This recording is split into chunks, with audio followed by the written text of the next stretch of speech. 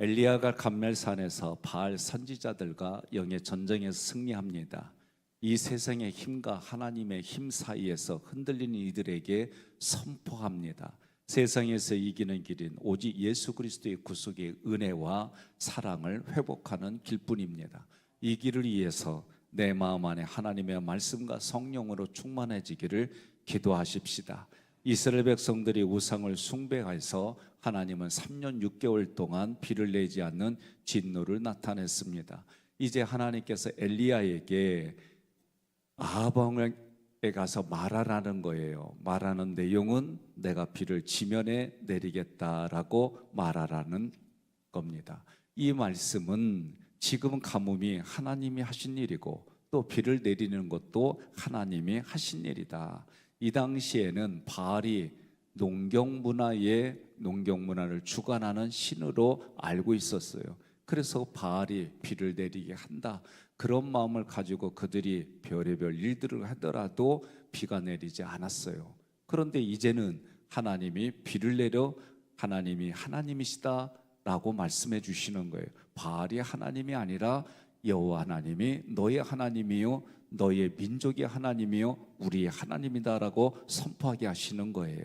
하나님께서 자신을 갈멜산에서 번제물을 받아주심으로 내가 하나님이다 나타나셨어요.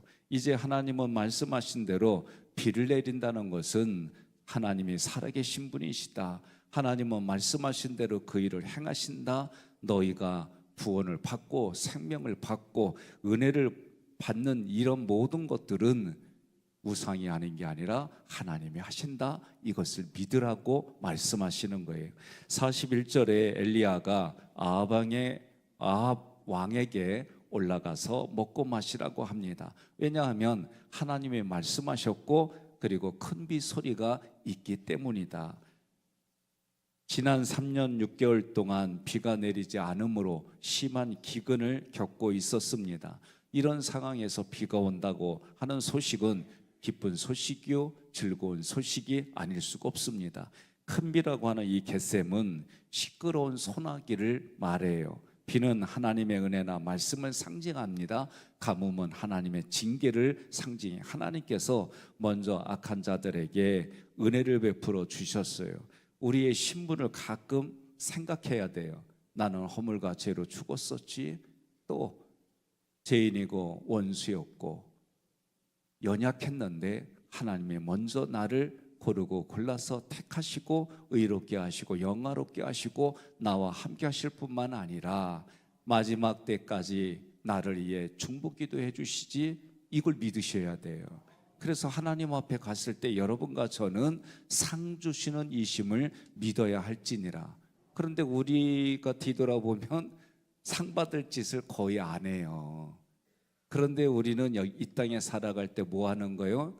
내가 시냅스 계속해서 3분에서 5분 사이로 주님을 자꾸 생각하고, 또 내가 분심이 일어나도 또 생각하고, 자꾸 생각만 해도 여러분 알고리즘처럼 나의 뇌들이 그렇게 인지된 것들이 함께 모아져서 정보를 교환하고 우리로 하여금 의지의 결단이 일어나게 하는 게 내면의 일들이에요.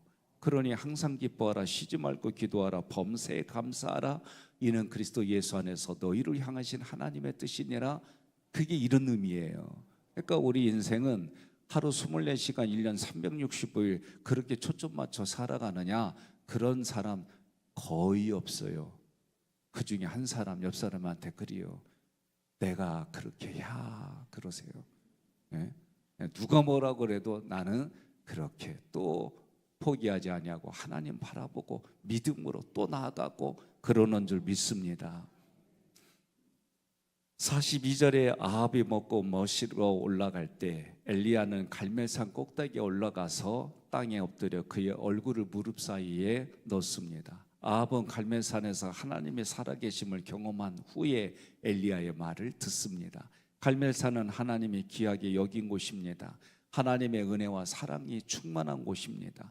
하나님께 귀하게 여김을 받은 엘리야가 하나님의 은혜 안에 머물고자 올라가서 땅에 꿇어 엎드려 그의 얼굴을 무릎 사이에 넣습니다. 이 자세는 기도하는 모습이고 완전한 복종을 의미하는 거예요. 43절에 엘리야가 사환을 시켜 바다 쪽을 바라보라. 그래서 사환이 올라가서 바다 쪽을 바라보는데 그렇게 하기를 7번까지 순종해요. 7번이란 숫자는 완전수예요. 그래서 확신을 가지고 엘리야가 그렇게 말하는 거예요. 조금의 흔들림도 없습니다. 엘리야가 하나님의 말씀을 확신한 것처럼 여러분과 저도 이 땅을 살아가면서 주님의 십자가 부활 승천 재림하실 때까지 함께 하시고 지금도 나를 위해 중보기도 하시는 그 하나님의 하신 일들을 믿으시기를 바랍니다. 44절에 7번째 이르러서 사환이 말하길 작은 구름이 일어나나이다.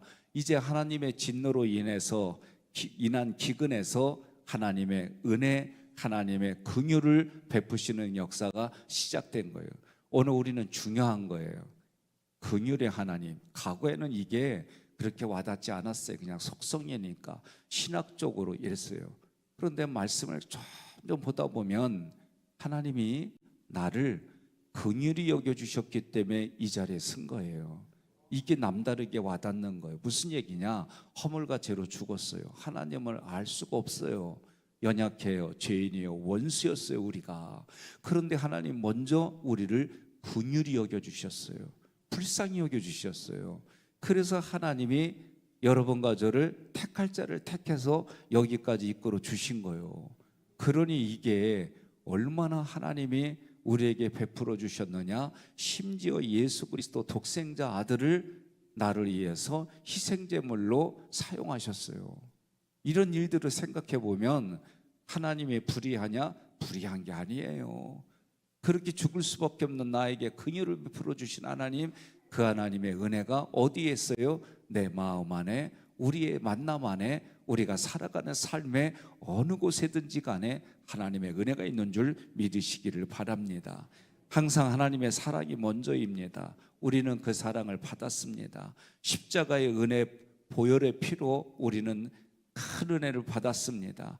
엘리야가 기도를 했기 때문에 비가 내린 게 아니라 하나님이 하나님의 뜻대로 행하시는 것이 먼저임을 믿으시고 그 말씀을 듣는 것이 순서이고 그 말씀을 들은 대로 순종하면 하나님의 뜻대로 되어지는 인생이 됨을 믿으시기를 바랍니다.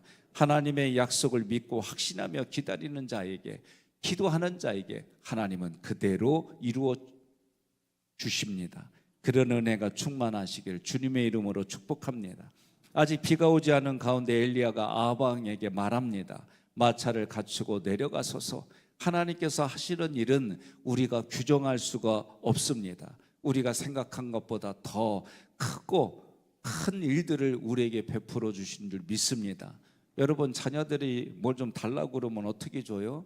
어떤 분은 꼭 맞게 주는 분이 계시고, 어떤 분은 100원짜리 1000원짜리는 땡치고 올려서 주는 분이 계실 테고, 어떤 분은 2배로 주는 분도 계시는 분도 있을 테고, 그거는요 자기 부모로부터 물려받은 대로 자녀들에게 그렇게 하는겨.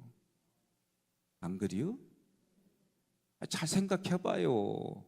네? 저도 가만히 생각해보면 아버지 어머니가 저에게 해주신 대로 저도 살아가는 게 있고 우리 자녀들에게도 또 그렇게 하는 게 있어요. 그런데 성경에는 뭐라고 그래요?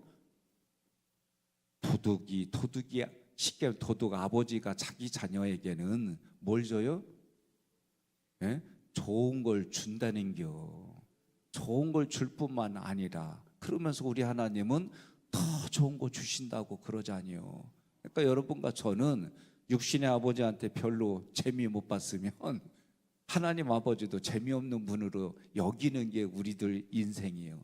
그런데 성경이 말하기를 도둑이 자기 자녀에게 좋은 것 주는데 하물며 우리 아버지는 더 좋은 거 주신다. 자기 아들 독생자를 우리에게 주셨는데 뭘 더 못 주겠냐. 여러분과 저는 큰 은혜를 받고 큰 은혜 가운데 살아가는 줄 믿고 큰 은혜로 옛다 받아라 하고 살아가는 거예요. 아멘. 좀 자신 있게 해요. 예? 이 45절 큰 비가 내립니다. 하나님의 말씀은 말씀대로 행하십니다. 우리가 할 수 있는 건 뭐요? 그 말씀대로 믿고 기다릴 뿐입니다. 그리하면 기도하는 가운데 응답받습니다. 믿지 않는 이들도 알게 해주셔요. 그래서 이러한 일들을 통해 다른 사람에게도 선하게 흘러가게 해요. 한때 많은 선교사님들의 고백이 뭐냐면 이슬람권에서 자기들이 그렇게 전도하는 것보다 그들의 꿈속에 하나님이 나타나서 개종하는 분들이 더 많았대요. 그러니까 하나님은 우리가 볼 때에 역사가 끊어진 것 같이 보여요. 그런데 역사를 보면 그렇지 않아요.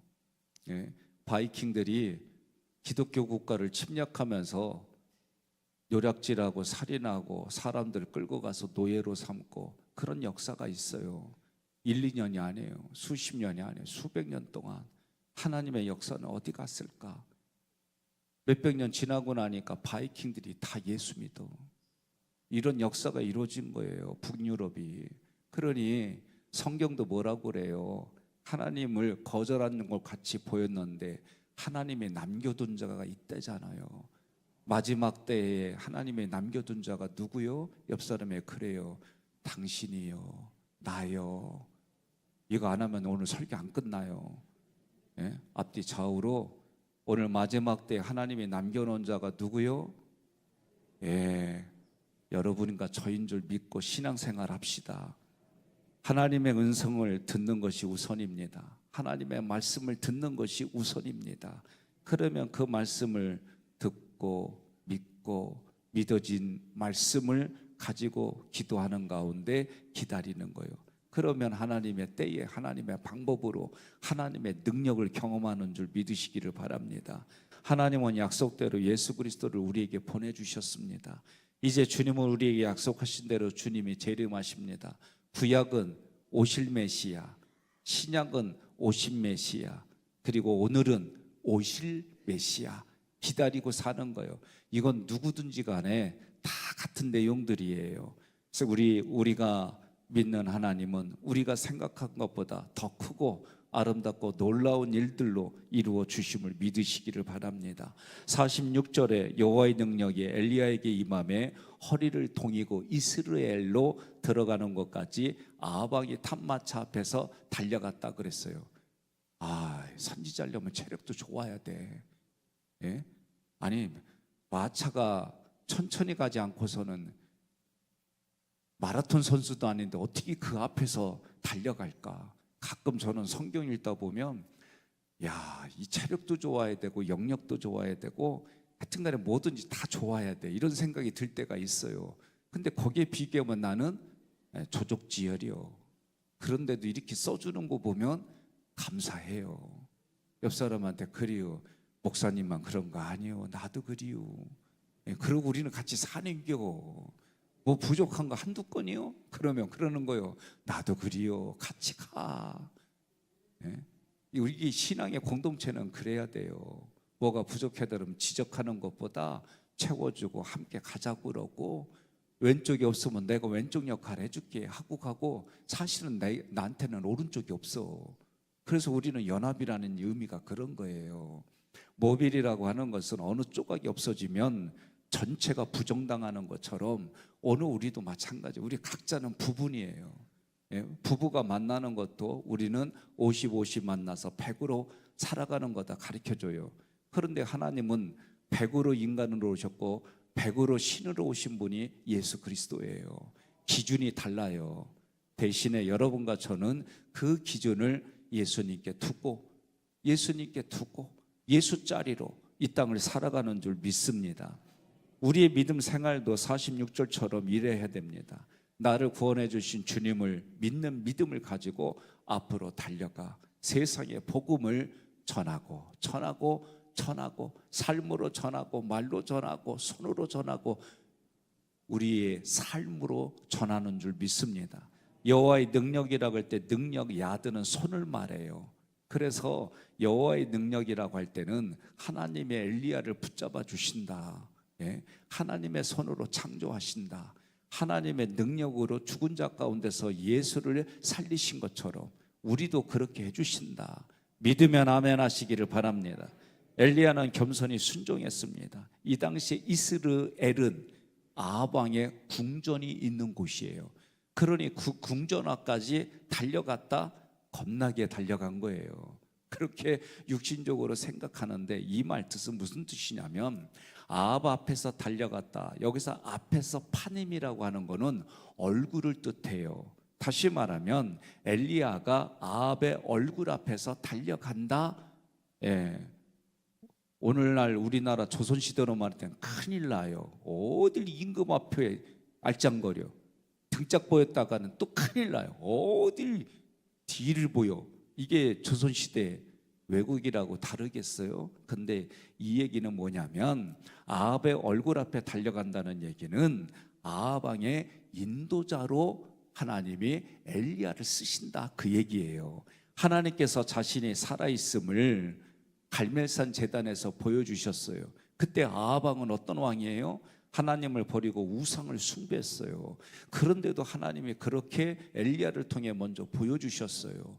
그리고 그것을 경험한 아합 왕이 엘리야의 말을 순종하고 듣는 거예요. 오늘 우리도 마찬가지입니다.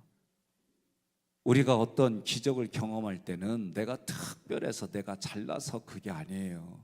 그것을 보여주지 않으면 내가 믿지 못하니까, 그런 체험을 하지 못하면 내가 하나님을 인정하지 않으니까 하나님이 우리에게 그렇게 보여주신 거예요. 아합 왕은 이 일을 경험하고도 여전히 회개하지 아니하는 모습을 가지고 있으니까 하나님이 엘리야를 통해 그를 인도해 주시고 하나님의 사랑을 보여주시는 거예요. 오늘 여러분과 저도 마찬가지입니다. 하나님이 우리에게 먼저 오셨습니다. 생명의 길로 인도해 주셨습니다. 은혜를 베풀어 주셨습니다. 이 땅을 살아가면서 먹고 마시며 살아가는 삶의 자리에도 하나님의 때를 따라 도와주셨습니다. 그러니 이제부터 내가 죽고 예수가 사는 그런 인생을 살아가시는 여러분과 제가 되기를 주님의 이름으로 축원합니다.